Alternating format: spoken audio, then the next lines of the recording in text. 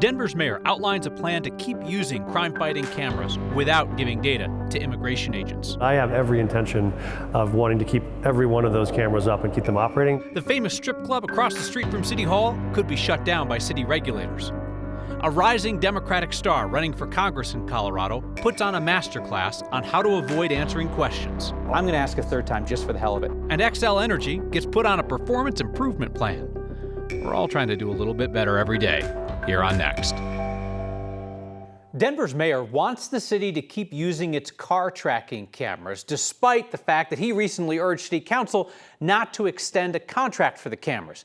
There are concerns the data could be used by ICE to deport people. Mayor Mike Johnston tells our Mark Salinger he thinks there's a way to do this without Denver assisting in the roundup of immigrants.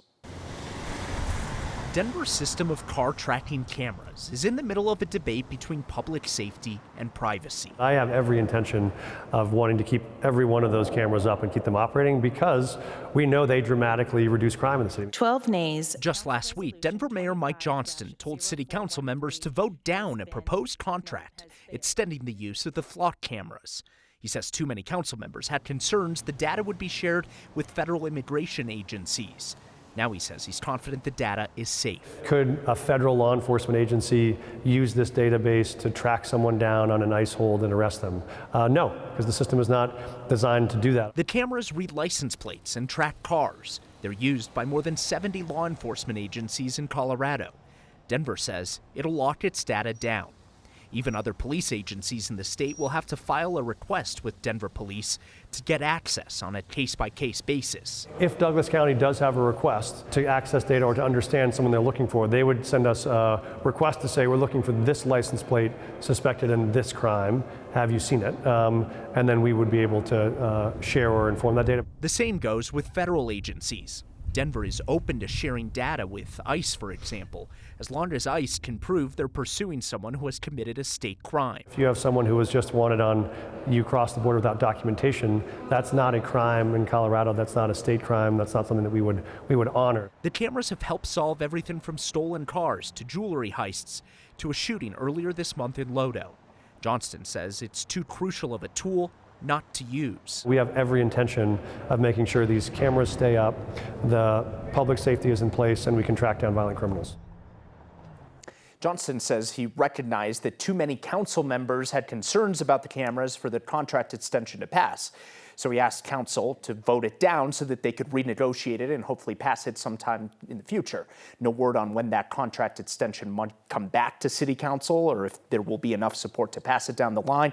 But right now, Denver has enough money to use the cameras through the end of the year, Kyle. Mark, this is significant news that the mayor is making in his conversation with you. It's also a significant change in the way that he wants to use this system that'll make it harder for other local law enforcement to easily grab this data. So I wanted to make sure that I understood all of this correctly because it is a big change about how we understood it from just last week. I reached out to Denver Police and they said, yes, it is accurate that if we want to share anything with Aurora Police, for example, just to use an example, if Aurora says, hey, we're tracking a stolen car that's coming through Denver, they need to now reach out to Denver Police, ask them, make that request, and then they get all the information that they wanted. They can't just access a dashboard or whatever it might be to get that data automatically. Appreciate your reporting on this, Mark Salinger. Thank you. Republicans on a congressional committee advanced a budget plan today to cut Medicaid. Colorado Democrat Diana DeGette voted against it. Republican Gabe Evans voted for it. When Democrats on the committee tried to point out just how many Coloradans could be impacted, things got chippy. See, Colorado's 8th district, 25% of people are relying on Medicaid. Yes, I've used this chart before. What's the issue? Sorry, gentlemen, take your point of order. Mr. Evans is named on the board, and he is in the room. He's on the board, but I haven't said his name. I said the person who represents Colorado's 8th. I've used this chart before. I think do you guys not want the people to know that a member of Congress in this room constituency represents 25%? It's not a rule that can't be on a board. The preliminary estimate from the Congressional Budget Office is that 8.6 million people will lose Medicaid coverage under the Republican plan. Congressman Gabe Evans put out a statement today saying that the plan is going to cut Medicaid's waste, fraud, and abuse. Evans represents Adams and Weld counties, a swing district where a quarter of the people are on Medicaid. We've invited Representative Evans to come on this program for several months now. We'll keep asking. Let's chat with meteorologist Chris Spears. Chris, what do they say, that into each life some rain must fall, and some rain fell into our lives today? Some of us got some rain. It was heavy in some spots, Kyle. Parts of Arvada in particular really got a dose.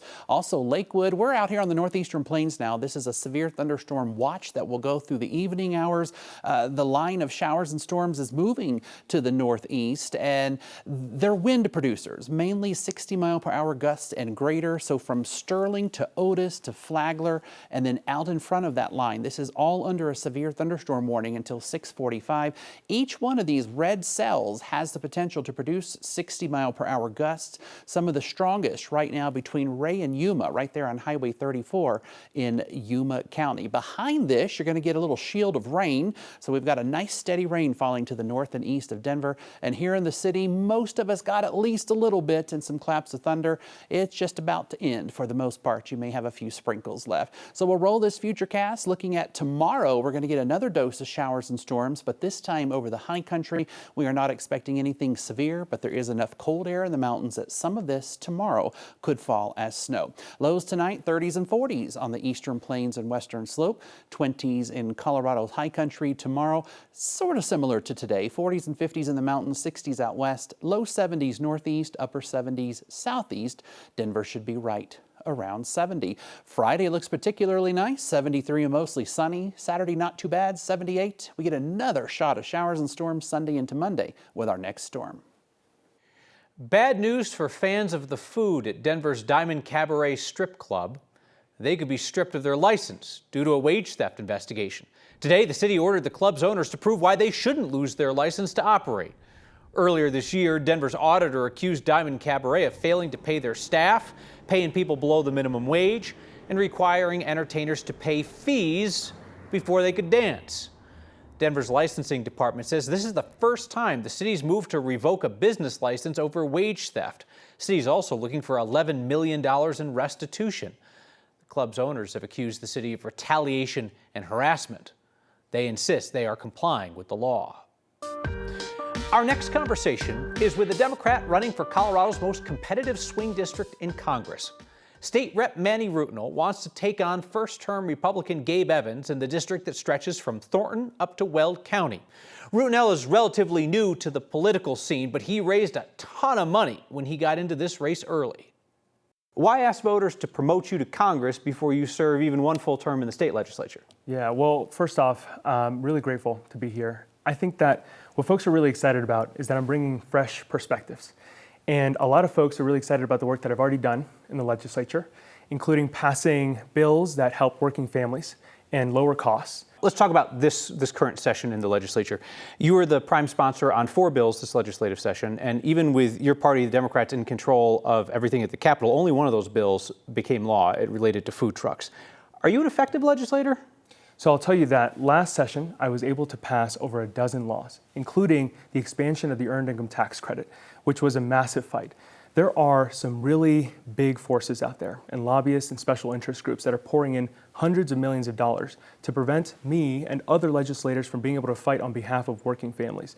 Now, I'll take big swings, and that means big results when it passes. And I've been able to work alongside not just my own party, but across party lines to get bills done, and I hope to do that in the Congress as well. The liberal advocacy group Progress Now describes you as a strong progressive. Do you welcome that label? I'm interested in making sure that I'm fighting for working families in this district. That's a remarkably slippery answer. The Progress Now describes you as a strong progressive. I would also describe you as a progressive, but I'm curious whether you welcome that label.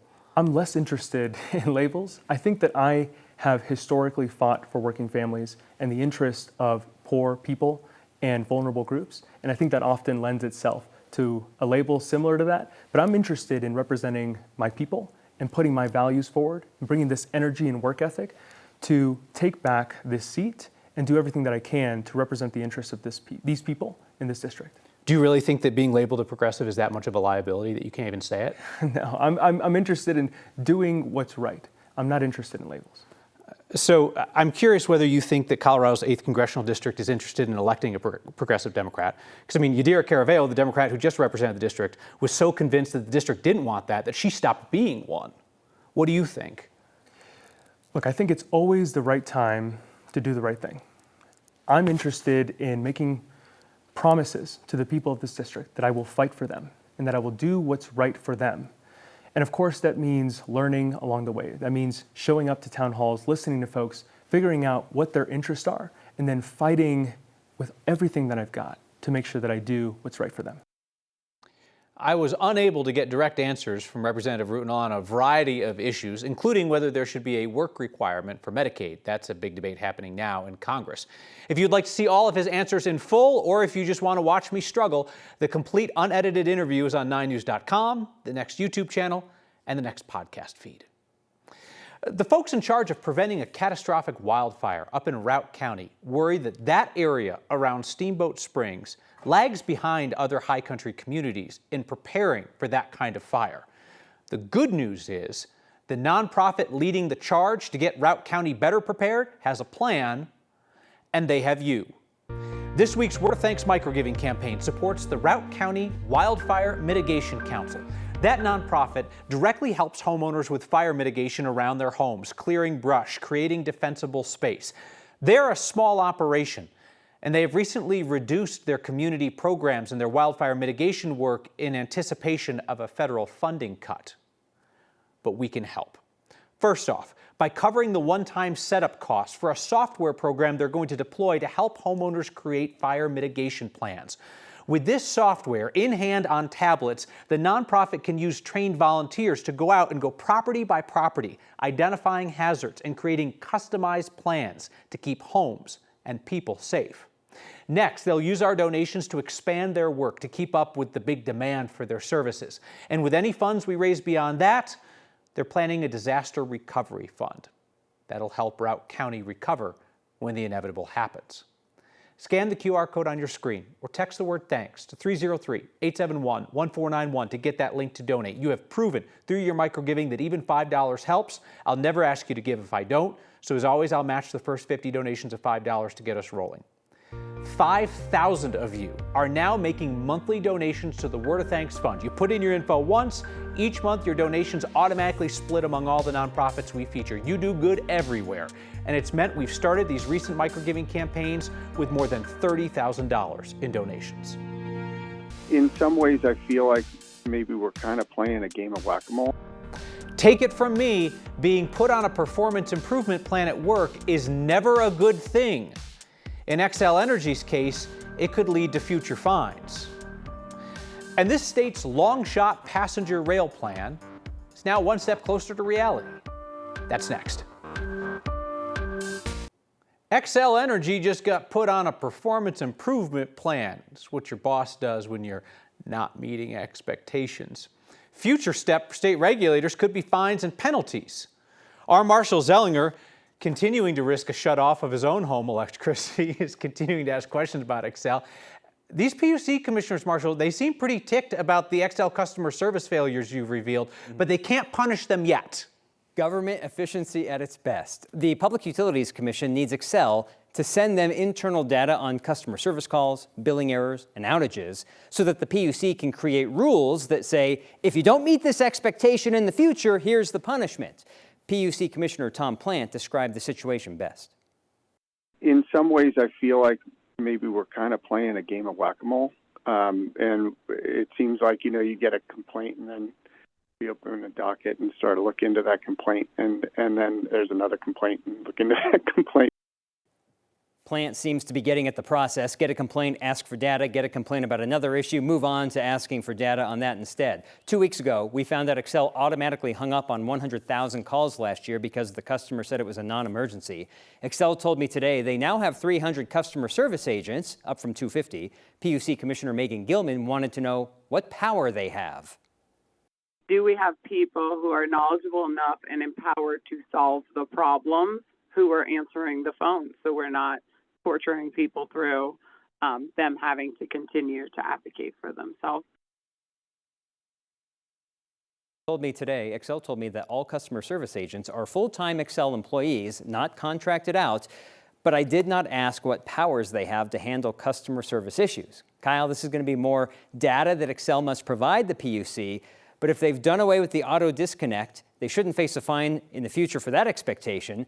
And if it seems the PUC is being reactive in this sense, it is. They already have a fine structure for Xcel not answering the majority of calls within 45 seconds, but they don't have a metric set in place for an auto disconnect because the PUC didn't know that was something that was going on anyway.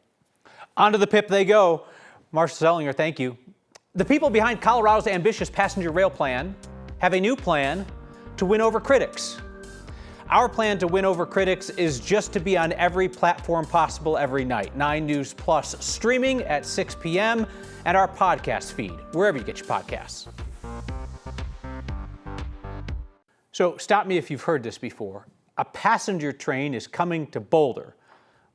Not right now, of course, but on the heels of the state announcing a future passenger train to Steamboat Springs, progress on Front Range Rail appears to be picking up.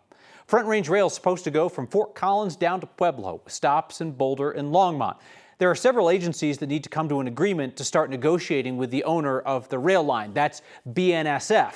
The other players on this are CDOT and RTD. Whole lot of letters, but stick with me.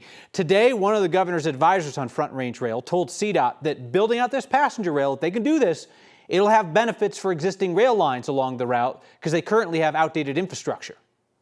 This segment of freight railroad has no positive train control on it. And that is probably the single biggest infrastructure cost to this project, is that it is dark territory from a signaling perspective.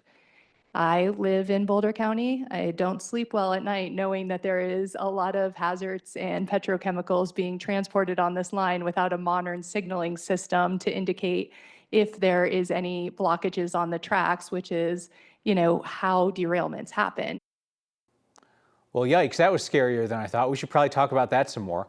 Positive train control should sound familiar. Problems installing that PTC kept RTD train horns blaring on the A line for years. So to stick with our alphabet theme, neighbors were SOL.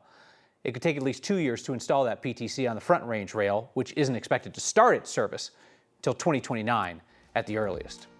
Some fiery feedback, we'll have it next. Let me tell you what your generosity means around this state. When I talked to the folks at the nonprofit Routt County Wildfire Mitigation Council, they told me about their plan to buy this software program. Why are we showing fire behind me while we talk about this? Unfortunate. Anyway, they want to buy this software program that'll help them assess risk on properties. Due to the amount that you donate every single month, I am confident that they are going to be able to fund that, put that program into place. And your donations will go on and beyond to help with wildfire mitigation in the Steamboat area. Scan that QR code on your screen or text the word thanks to 303-871-1491 to join me and other Coloradans in donating. That was funny, I'm sorry. Michael writes in to say, "You're a tiger. Since you started the program, I love the way you interview a politician. Whether a Democrat or Republican, you ask the tough questions. Don't give up fighting for the folks here in Colorado." Thank you. David did not love the interview as much, said, "Thanks for the interview of Manny Rutenell, but give the kids some slack." That's interesting, David. Should politicians that I interview, should they be on the older end of the spectrum or the younger end of the spectrum get a different kind of interview than the others? Well, that's an interesting question. I appreciate anybody who's willing to come in and take those questions, though. See you next time.